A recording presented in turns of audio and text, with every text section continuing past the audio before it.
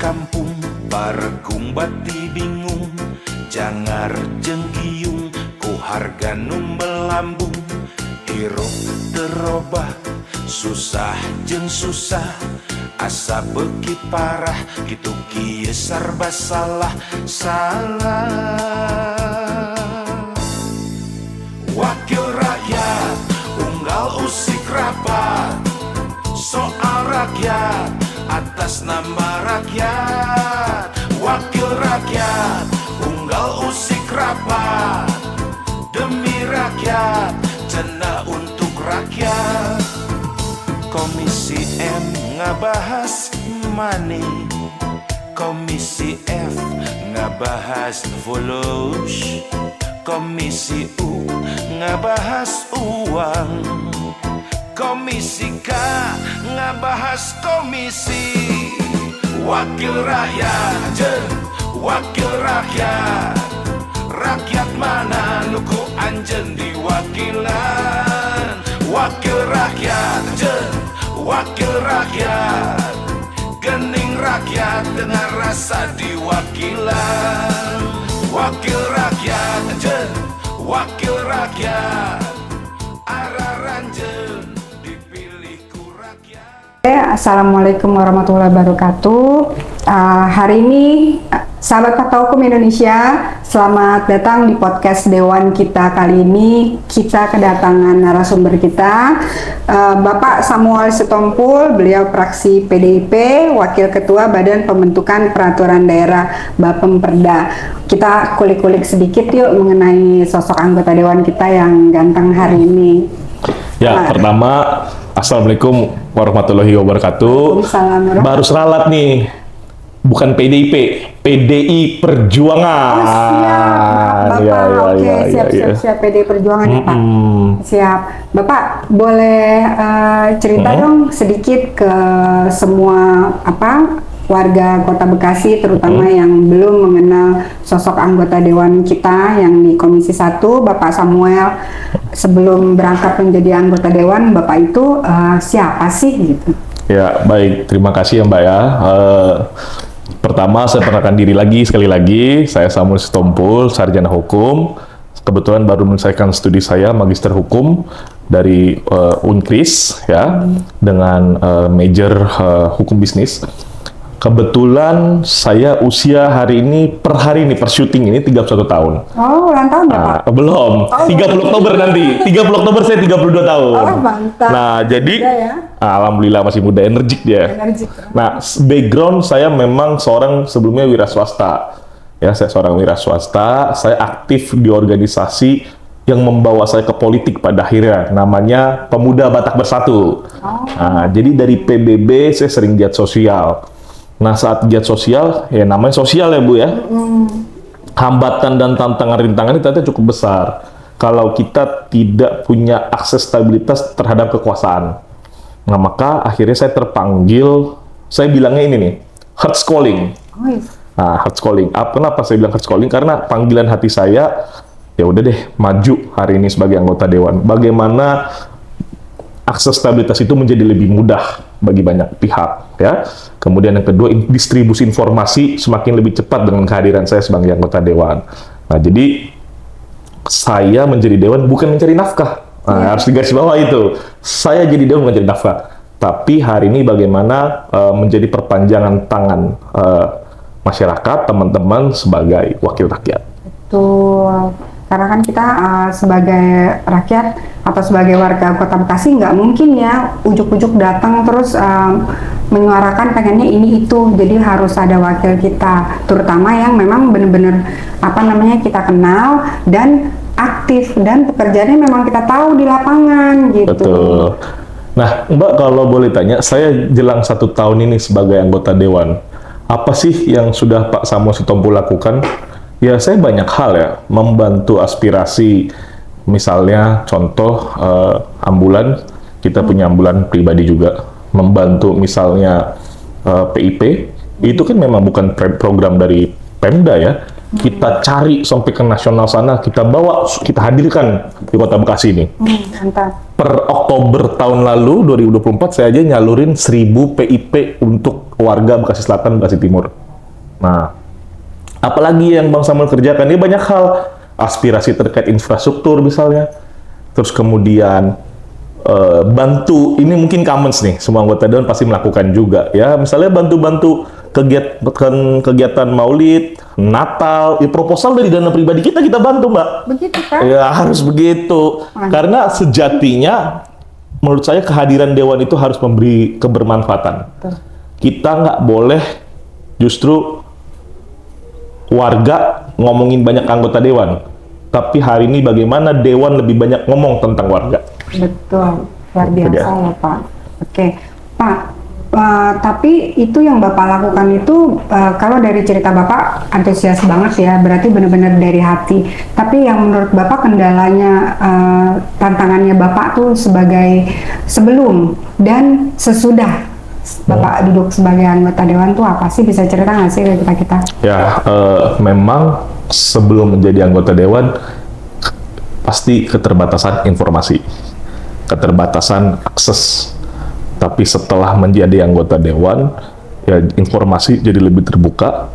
Kemudian ya akses juga lebih mudah gitu. Contoh, banyak nggak warga yang nggak tahu program Rutilahu? Yes. Tahu Rutilahu? Yes. Bisa Bapak terangkan Kak? Ya, bahkan temennya aja nggak tahu. Iya, hostnya pun nggak tahu. Ya, Rutilahu itu rumah tidak layak huni, ya, di mana dengan persyaratan rumah yang bayar PBB di Kota Bekasi, kemudian keterbatasan finansial kita bantu. Nah, saya sebagai anggota dewan juga sudah melakukan itu. Ya, terdampak sejumlah puluhan rumah Rutilahu juga yang sudah kita perjuangkan. Ya, artinya tadi saya lupa cerita saya apa ngapain aja. Saya bilang saya juga salah satu Rutilahu. Ada ya puluhan rumah saya bantu kemarin. Artinya itu, makanya saya bilang perbedaan sebelum menjadi dewan dan sesudah jadi anggota dewan. Ya, sesudah jadi anggota dewan saya pribadi jadi milik warga Kota Bekasi, wabil khusus dapil saya Bekasi Selatan Timur. Tapi sebelum menjadi anggota dewan, ya saya hanya milik istri saya seorang. Iya. Berarti apa namanya, kendalanya kalau sebelum jadi anggota dewan lebih berat ke dana pribadi ya. Oh iya.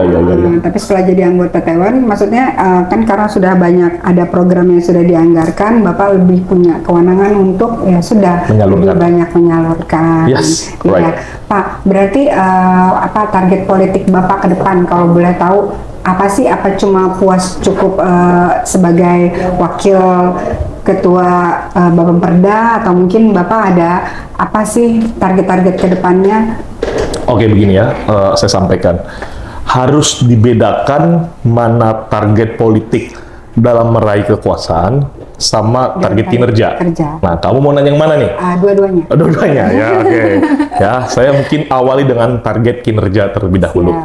Apa sih yang Samuel Sitompul lakukan sebagai anggota dewan? Hari ini saya berjuang sekali bagaimana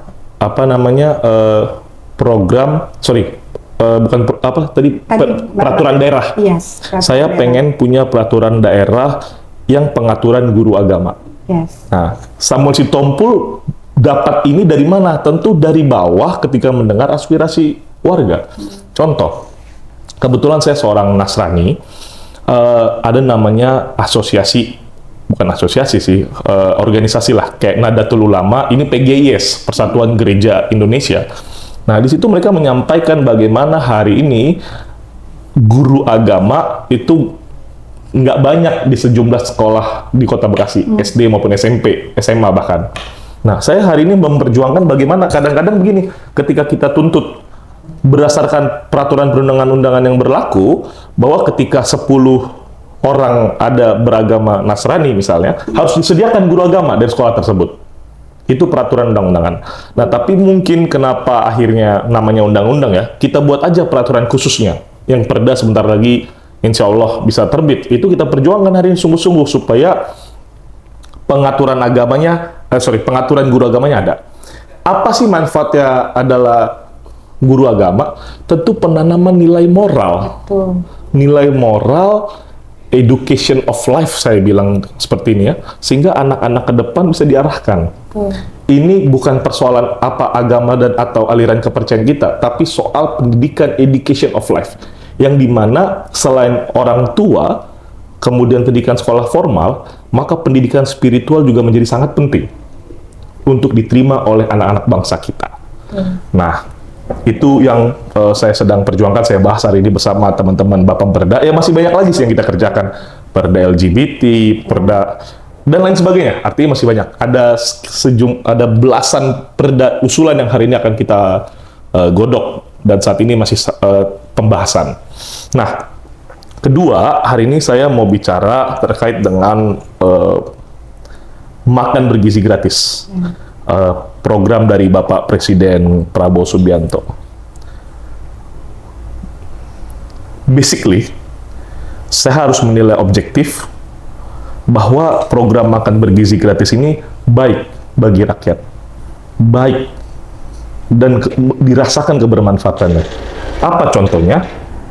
Negara-negara di luar sana seperti China, mereka sudah terima makan bergizi itu udah lama, dari 15 tahun yang lalu, sementara Indonesia baru mulai merangkak.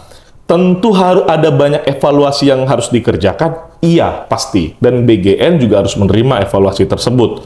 Ya, kalau kita ingat dulu transisi dari minyak tanah ke gas, ya kan juga banyak persoalan, gasnya bocor atau meledak, kemudian apa dan sebagainya. Ya sama aja menurut saya dengan Badan Gizi Nasional hari ini yang berjuang, yang sebagai pengaturan regulasinya, ya tentu banyak persoalan.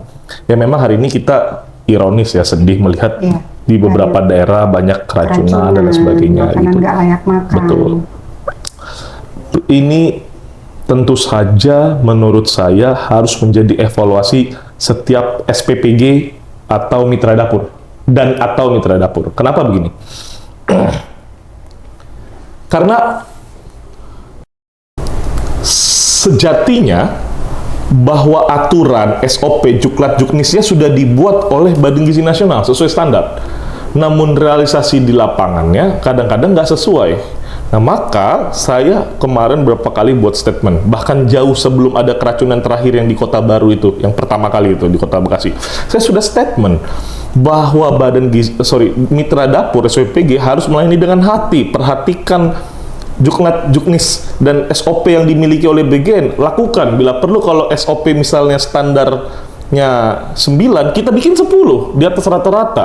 Nah, itu yang saya harapkan agar supaya makan bergizi gratis ini dapat efektif. Nah, kadang-kadang kan kalau orang komplain nggak enak, menurut saya itu masih jauh lebih baik dibanding keracunan. Betul. Karena memang makan bergizi belum tentu makan enak. Nah, betul. Tapi ini bisa disiasati. Mitra dapur SPPG harus punya knowledge bagaimana mempertemukan antara makan bergizi dengan makan enak. Titik tengahnya harus ada, dicari formulanya. Kan ada ahli gizi mencari. Kemudian SPPG juga lakukan observer. Apa sih yang anak-anak makan? Bukan sesuai selera kita, tapi selera anak-anak.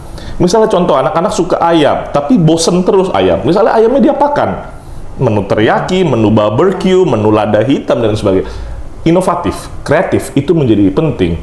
Dan faktanya hari ini, pengecekan di lapangan, ketika buka dapur itu bisa mempekerjakan 50 orang.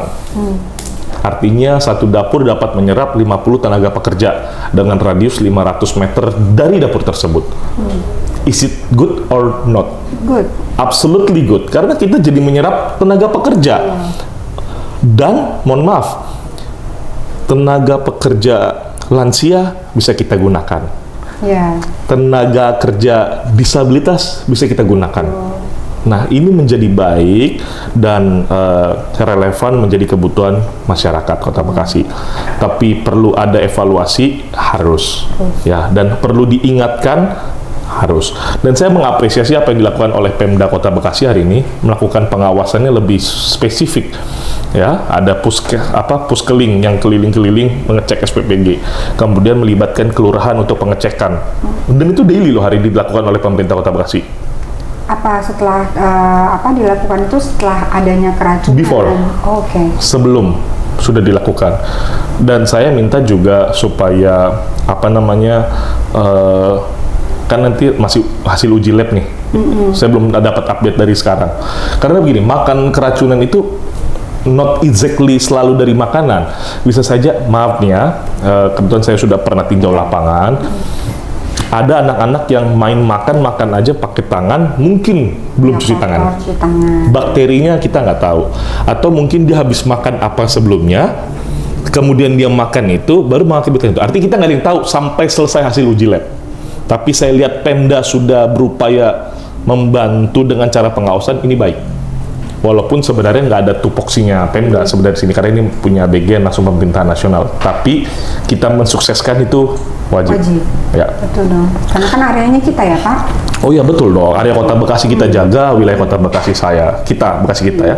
Nah, saya juga membaca terbitan konferensi pers yang Bapak Hasto Kristianto selaku Sekjen DPP PD Perjuangan. Dia menyampaikan bahwa MBG ini baik. Beliau sudah mengkaji juga. Karena tadi banyak variabelnya, memberikan makan bagi yang kurang mampu, kemudian ini knowledge education juga buat mereka yang selama ini mungkin orang tua ngasih makanan junk food ke anaknya. Ketiga, lapangan pekerjaan. Kemudian keempat, membantu roda perputaran ekonomi di bawah. Betul. Karena yang hari ini pedagang tahu, pedagang tempe, pedagang beras, buah-buahan dan sebagainya, ekonomi bergerak di bawah hari ini. Nah, jadi ini bagus, tapi evaluasi iya. Dan ketika dikritik dan diberikan evaluasi, menurut saya jangan juga terlalu langsung membela diri, harus berani menyampaikan bahwa mungkin memang kita ada kurangnya dan mari kita perbaiki bersama. Wabil khusus buat kota kita, kota tercinta, Kota Bekasi. Oke. Menarik sekali ya Pak, Bapak berarti benar-benar turun tuh karena tahu permasalahannya dan bisa menjelaskan secara detail. Pak, jadi berarti menurut Bapak sudah optimal ya untuk MBG di Kota Bekasi, cuman masih harus perlu perbaikan. Nah Pak, buat tadi kan sedikit Bapak udah sampaikan kan, maksudnya kinerja Bapak di dalam ruangan harus bikin berapa tuh rumusan, banyak sekali perda, terus di luar lapangan juga Bapak turun. Ya, boleh cerita nggak sih Pak, selain maksudnya dari 1 minggu pekerjaan Bapak ini Bapak ngapain aja? Berapa jam di kantor, berapa jam di luar gitu? Oke, baik, begini ya. Kadang-kadang saya harus ceritakan juga kepada semua, apakah anggota dewan harus di lapangan saja? Jawabannya enggak. Karena banyak orang, mana nih Pak Dewan nggak ada kerjaannya. Karena banyak pekerjaan dewan itu tidak berdampak langsung. Karena membuat peraturan, kemudian pengawasan, kemudian anggaran. Tidak berdampak langsung, iya jawabannya. Tapi menurut saya, hemat pikiran saya, juga tidak baik kalau anggota dewan hanya di lapangan saja. Kita kan karena turun di lapangan, mendengarkan kebutuhan warga, mendengarkan informasi, dan tahu solusinya, kita buat dalam aturan main. Kita buat perdanya. Seperti yang saya sampaikan tadi, pengaturan guru agama, itu kan karena saya mendengar dari bawah. Kalau nggak ada aturan yang spesifikasinya, ya agak sulit ke depannya.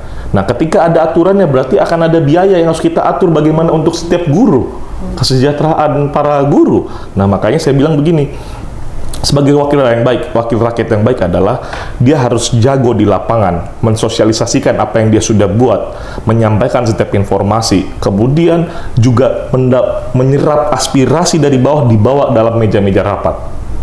Karena dalam satu saya sebagai wakil ketua Pemperda membahas satu perda aja, mengkajinya itu lama juga memang, karena pasti ada dialog, ada diskusi, ada rumusan masalahnya, ada naskah akademiknya lagi dan lain sebagainya.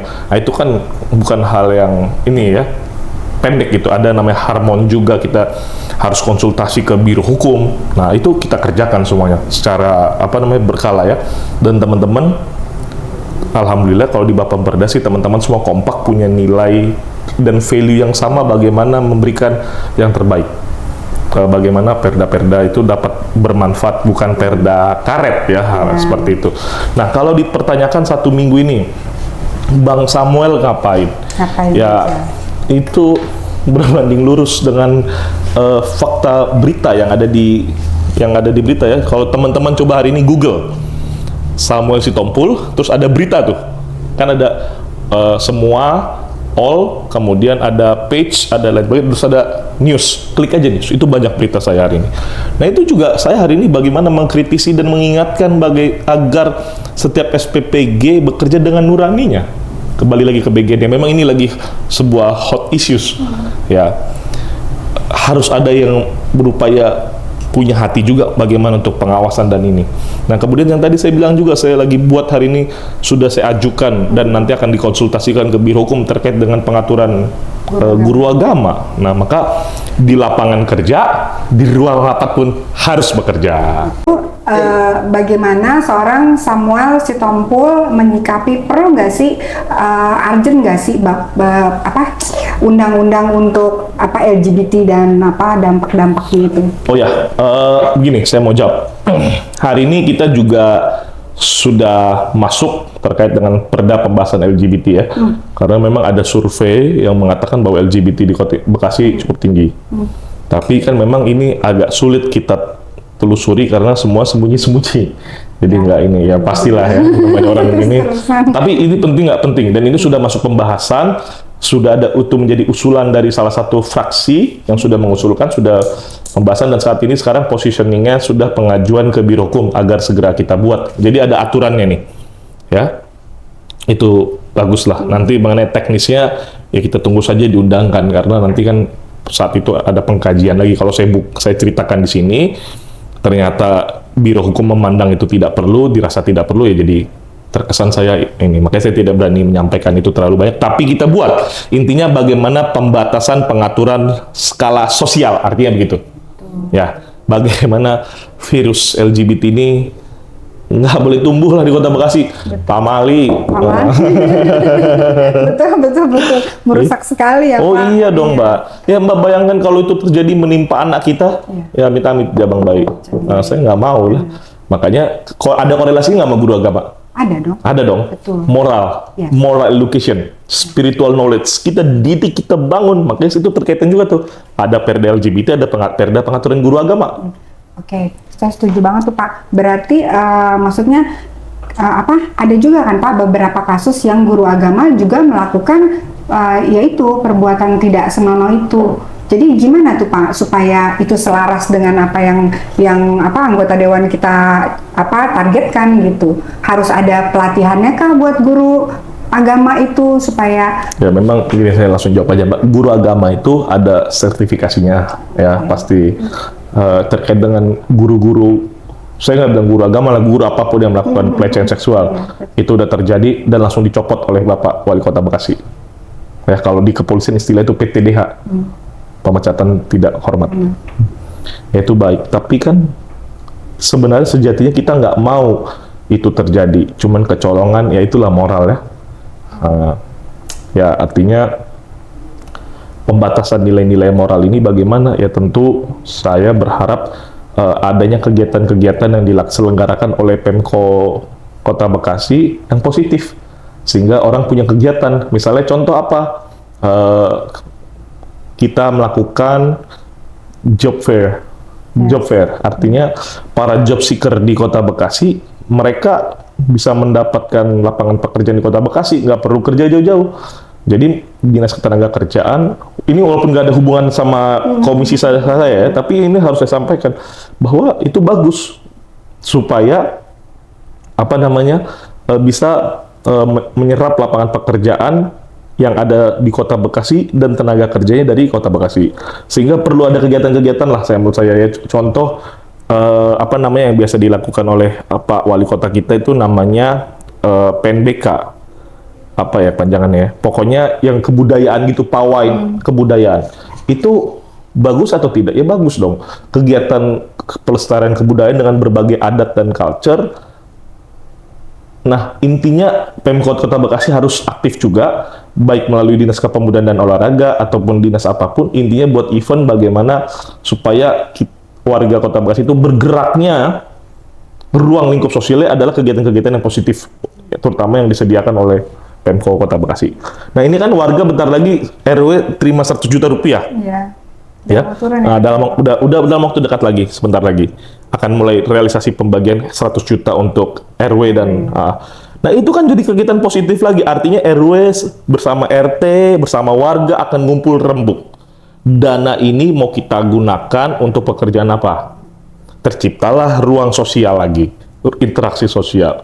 Nah, kemudian dari itu kita juga mereka berpikir lagi mau bangun apa, bagaimana kebermanfaatannya. Dan Pak Wali Kota kan menyampaikan bahwa dalam 100 juta itu warga harus punya BSU, bank sampah. Nah, ketika bank sampah itu ada lagi kegiatan bagaimana ngumpulin minyak jalanta atau pemisahan sampah lainnya. Artinya semua ruang lingkup gerakan sosialnya diatur. Nah, dengan begitu ini salah satu kegiatan-kegiatan positif yang insya Allah ini namanya kalau saya bilang moral force, gerakan moral, bagaimana menjauhkan kita dari LGBT itulah pokoknya, ataupun hal-hal yang berkait penyimpangan sosial seperti itu, Mbak. Berarti sebenarnya benar-benar harus berkolaborasi ya, Pak? Oh iya, betul loh, betul loh. Warga dan instansi, pemerintah, betul, baik. Anggota juga, gitu. Baik, pemerintahan tingkat terendah gitu. Nah, saya sejatinya hari ini sudah pernah nggak keliling sosialisasi? Udah, yang dilakukan oleh Pemda. Udah kemarin ngumpulin semua FK/RW. Saya juga turun ke bawah, Mbak. Turun dalam ruang-ruang pertemuan warga. Ya udah, saya ngumpulin RW, hadir pengurus RT-nya, hadir Karang Taruna unit atau subunitnya. Ya, saya bawa makanan, bawa ini, ngobrol. Contohnya kemarin saya ada turun di Kayuringin RW 10, saya ajarin bagaimana buat pemilahan sampahnya, gerakannya. Ya kita ajarin lah. Intinya itulah manfaatnya Dewan itu adalah bicara. You have to more speak up than others. Lo harus lebih banyak bicara dibanding orang yang bukan Dewan, dibanding orang lain. Nah, kita bicara, kita ajarin, kita sosialisasi, kita informasikan, kita edukasi, nah, gitu. Jadi kebermanfaatannya panjang buat warga. Betul. Itu tuh dan harus deket ya supaya terus bisa kita warganya yakin nih buat pilih anggota Dewan kita yang benar-benar bekerja dan hadir buat rakyat loh, gitu. Pak, dari penjelasan Bapak tadi agak-agak berkaitan supaya warga Kota Bekasi ini jadi pintar ya atau melek teknologi kan. Menurut Bapak peran DPRD itu untuk Smart City itu sudah berjalan dengan baik atau tidak? Oke, gini ya. Tadi sebenarnya nggak ada hubungannya dengan teknologi, tapi Mbak bridgingnya ke sana. Orang ngomong moral, ngomong education. Tiba-tiba bridging ke melek teknologi, orang nggak ada ngomongin teknologi. Tapi ya udah, Mbak to the point aja. Pak, saya mau tahu Smart City gimana? Udah ngomongnya gitu. Udah nggak usah pusing menanya kemana-mana. Nah, saya juga bisa jawab nih, rahasia gimana? Iya. Oke, kebetulan Diskominfo itu mitra kita. Hari ini mitra Komisi 1. Ya, saat ini kami beberapa bulan yang lalu kita baru RDP dengan Diskominfo ya terkait dengan penerjemahan visi dari Wali Kota Bekasi terkait dengan Smart City seperti apa. Intinya sih hari ini Kota Bekasi sudah punya comment center ya. Pertanyaan sederhana, sudah berjalan atau belum? Saya jawab, sudah. Optimal atau belum? Belum. Tentu harus menjadi lebih optimal. CCTV di setiap daerah, terutama daerah-daerah protokol atau daerah-daerah rame, ya gitu, itu udah harus ada. Dan itu harus terintegrasi di semua kedinasan ya. Baik nanti misalnya Dinas Perhubungan atau Damkar dan sebagainya, kita jadi tahu gitu. Dan nanti sebagai kemitraan kita juga Muspida, ya teman-teman kepolisian juga bisa cepat. Nggak misalnya ada penanganan masalah, datanya dari mana? Ya ini bukti CCTV yang dimiliki oleh Pemda Kota Bekasi. Nah, bahkan ini cita-cita saya, ya. Yang cita-cita saya nih, bagaimana WiFi murah dan bisa ada di Kota Bekasi terintegrasi itu, ya kita doakanlah. Saya lagi mau berjuang juga, mau sosialisasi apa, idenya apa. Jadi bagaimana hari ini saya punya cita-cita WiFi dengan standar Mbps yang ada di rumah-rumah hari ini bisa hanya cuma bayar dengan 100.000. Luar biasa tuh Pak, meringankan banget. Oh ya, jadi semua melek digital. Nah, bagaimana skemanya nanti masih saya bahas, saya godok hari ini. Saya juga lagi panggil tenaga-tenaga ahli yang mengerti juga. Dengan itu, bisa saja WiFi-nya nanti subsidi 100.000 oleh Wali Kota Bekasi, bisa saja. Berarti dari mana anggaran, atau memang ternyata kita tekan dengan biaya murah, artinya G2B, government to business gitu ya, bisa juga kita buat begitu. Intinya WiFi harus biar berbiaya murah dan tentu saja kecepatannya baik. Nah, sehingga semua orang melek digital. Apakah itu bagian dari Smart City? Tentu saja jawabannya ya. Nah, kita menyediakan fasilitas layanan itu. Nah, hari ini kan juga memang belum menyeluruh, tapi kita sudah mulai banyak memindahkan kabel yang di atas ke bawah ya, supaya nggak semeraut. Apa sudah semua? Belum. Sedang dikerjakan? Iya. Ya kan, step by step. Apakah ini urgent atau tidak? Ya itu tergantung kita menyikapinya. Tapi intinya secara prosedural sedang kita kerjakan. Sedang Pemko Kota Bekasi kita kerjakan. Kok anggota dewan tahu? Ya pasti tahu lah, nama itu kan hal-hal sederhana yang kita awasi betul. Intinya ketika kita bicara janji politik Bapak Triadianto sebagai wali Kota Bekasi dengan Smart City itu, be honest, itu bagus. Tapi dinas terkait juga harus bisa menerjemahkan visi dari Bapak Wali Kota Bekasi. Makanya kita juga suka pernah ingatkan melalui Ketua Komisi 1 saya, put the right man on the right side dalam kepemimpinan Pak Wali Kota. Ketika ada mutasi, rotasi, itu hal yang biasa. Tapi kita ingatkan sebagai seorang sahabat dan mitra kerja kita, put the right man on the right side. Nah, itu penting. The right side atau the right place sih? The right place boleh, the right side juga bisa juga sih sebenarnya.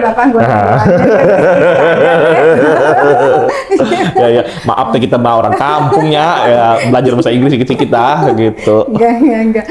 Tapi maksudnya kalau dari apa kalau yang saya lihat sih dari saya mengambil dari semua yang Bapak utarakan, tapi agak semua bersinergi kan ya Pak, dari terintegrasi dari perhatian Bapak terhadap moral, terus digitalisasinya, penerapannya seperti apa dan sedang dioptimalkan itu nanti, dan melawan LGBT saya. Yes, itu luar biasa. Betul, berarti Bapak benar-benar sosok anggota Dewan Muda yang punya potensi in dan out-nya gitu. Nanti kasih nomor rekening Mbak berapa ya? Tadi domain tapi betul juga. Pak, jadi di sini bagaimana seorang Samuel Sitompul itu menjawab peran DPRD mengawal agar digitalisasi ini tidak hanya formalitas tetapi juga memudahkan warga. Oh iya dong, tadi sudah dijawab tadi. Udah saya jawab tadi. Lah udah tadi saya bilang tadi ini wacana, ide bagaimana WiFi murah 100.000 dan bisa all access. Dan ada WiFi di ruang-ruang terbuka. Ya, mungkin bahkan di rumah-rumah ibadah ada WiFi.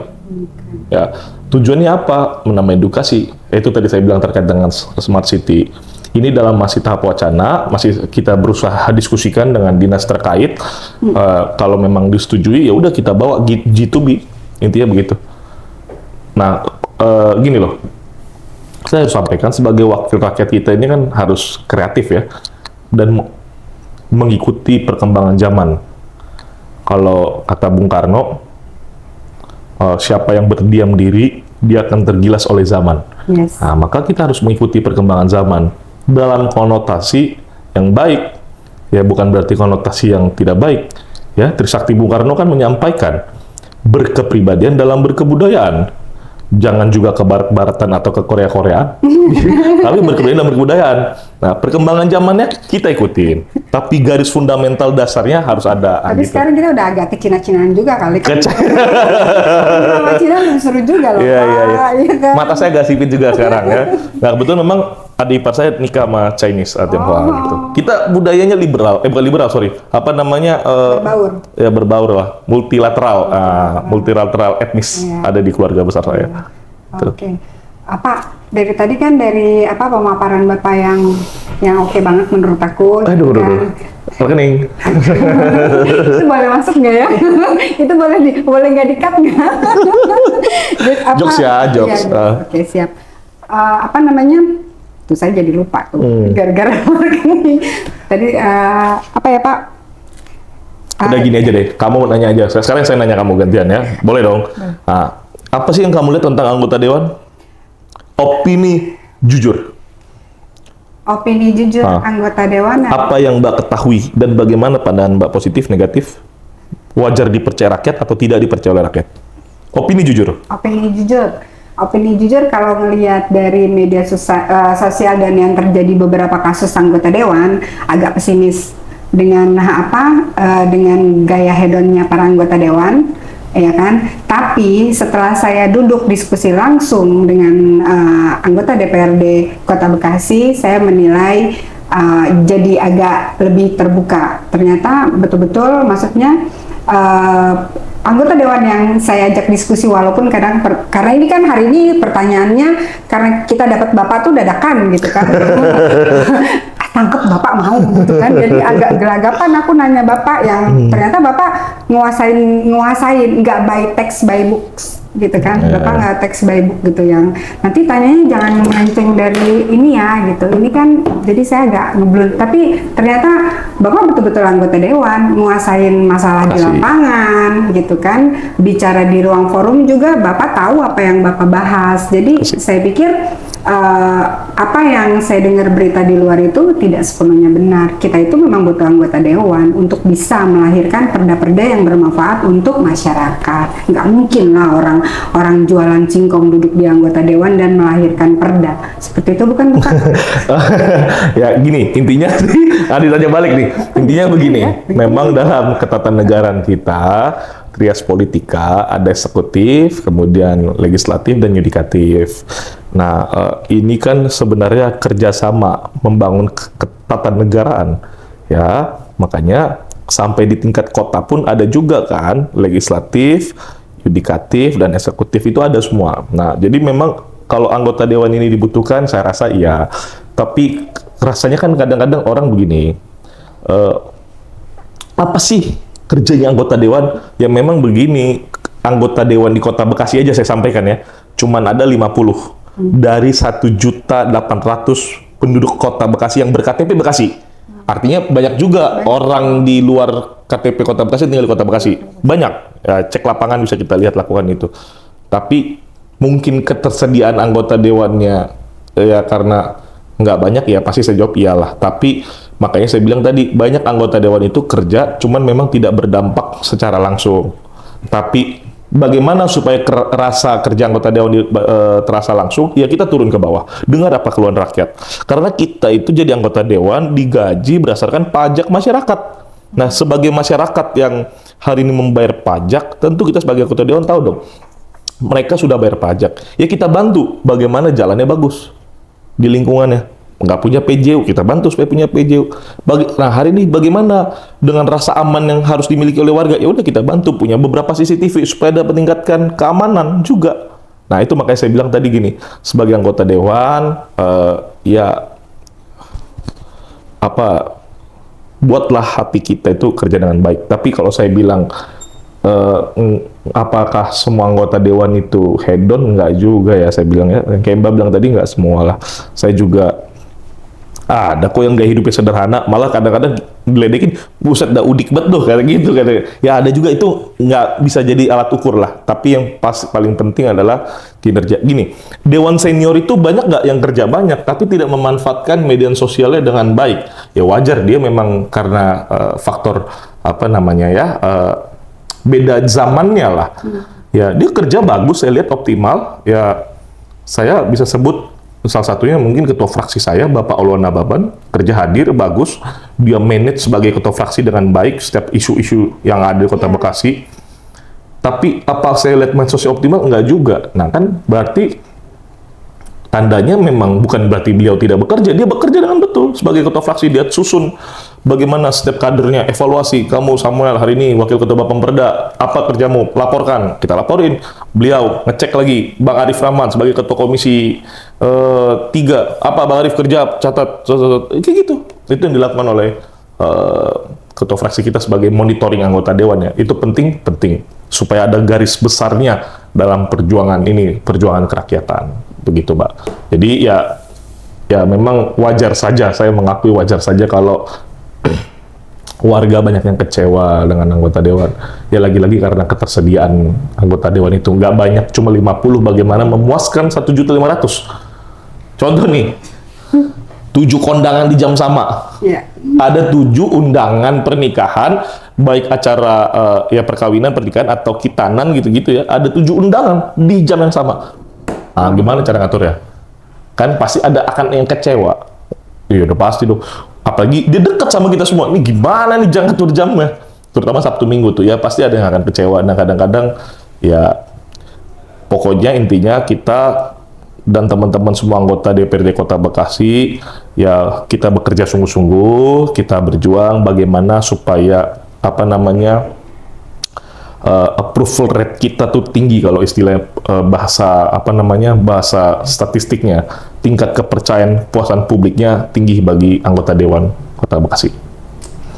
Luar biasa Bapak. Ya, terima kasih Mbak, sama-sama. Saya mengucapkan banyak terima kasih buat waktunya Bapak Samuel Sitompul di antara padatnya jadwal Bapak, tapi masih menyempatkan diri mau diajak diskusi, ya kan, banyak hal dari. Padahal pas lewat tadi ya. Pak, buat closing statementnya dong Pak, harapan Bapak untuk warga Kota Bekasi apa? Ya begini. Media sosial saya bisa dicek melalui Instagram ataupun TikTok @SamuelSitompul4. Samuel Sitompul 4. Saya ulang, Instagram, TikTok saya @SamuelSitompul4. Kalau ada permasalahan birokrasi yang lama terkait dengan pelayanan atau pengaduan warga, bisa hubungi kami, langsung kami tindak. Kami bersama warga Kota Bekasi. Mantap. Oke. Buat teman-teman Fakta Hukum Indonesia, untuk hari ini akhir wawancara kita dengan narasumber kita yang luar biasa. Oke, beliau Dewan Muda yang good looking, saya rasa dia kan smart juga. Semoga beliau bisa karir politiknya terus bagus ya, bisa menjadi wakil dari warga Kota Bekasi yang membutuhkan seorang dewan yang benar-benar ada dan hadir untuk rakyatnya. Sampai ketemu lagi di podcast Fakta Hukum Indonesia. Saya Indah, pamit undur diri. Assalamualaikum warahmatullahi wabarakatuh. Merdeka! Oke,